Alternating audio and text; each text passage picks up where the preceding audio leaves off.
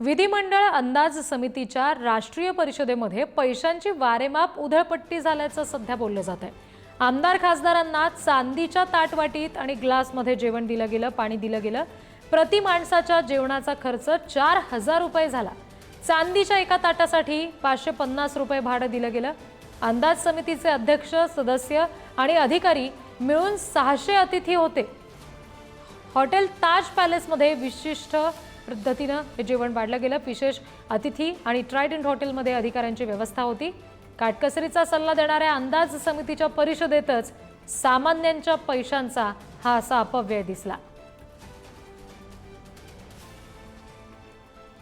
काँग्रेसचे प्रवक्ते अतुल लोंढे आपल्याशी जोडले गेले, त्यांच्याशी आपण बोलणार आहोत। अतुलजी, पुढारी न्यूजवर आपणही ही बातमी बघत असाल, दृश्य बघत असाल। विधिमंडळ अंदाज समिती आहे ज्याच्या राष्ट्रीय परिषदेमध्ये ही अशी उधळपट्टी दिसली आहे। चांदीचे ताटं आणि वाट्या, ग्लासेस आणले गेलेत। नाही, माझी तर काही लोक तर मला सांगत होते की सोन्याच्या ताटवाटी होत्या, चांदीच्या नव्हत्या। चुकीची माहिती आहे ती। आणि आता चांदीच्या सोन्याचे का असणार नाही? अंदाज समितीच्या अध्यक्षाच्या पीएच्या रूम मध्ये जर कोट्यावधी रुपये सापडत असतील कॅश, आणि त्याच्यावर कुठली ईडी, इन्कम टॅक्स, सीबीआय घरावर जात नसेल, तर मग काय भ्रष्टाचाराचा बोबाटाच आहे।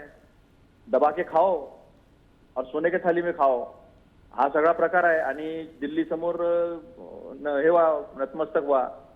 त्या अंदाज समितीच्या कार्यक्रमाला मागे बॅनर सुद्धा मराठीमध्ये नव्हतं, इंग्लिश आणि हिंदीमध्ये होतं। तर हे सगळं जे आहे महाराष्ट्र नेऊन ठेवला गुजरातच्या चरणावर। अशा पद्धतीची जी परिस्थिती आहे महाराष्ट्राची, ह्या लोकांनी आणून ठेवलेली आहे। चांदी काय, सोनं काय, कोणी एन्क्वायरीज करणार नसेल आणि मोकाटपणे भ्रष्टाचार करता येत असेल तर हे मोकाट सांड सुटलेले आहे, लोकसामान्य माणसाच्या पैशावर डल्ला मारणारे। अतुलजी, धन्यवाद। ही सविस्तर प्रतिक्रिया आपण पुढारी न्यूजला दिलीत यासाठी। चांदीच्या ताटात 4500 रुपयाचं प्लेट, 550 रुपये चांदीच्या ताटाचं भाडं, म्हणजे 5000 रुपये ची थाळी काय खालं असं ती देण्याची गरज पडली।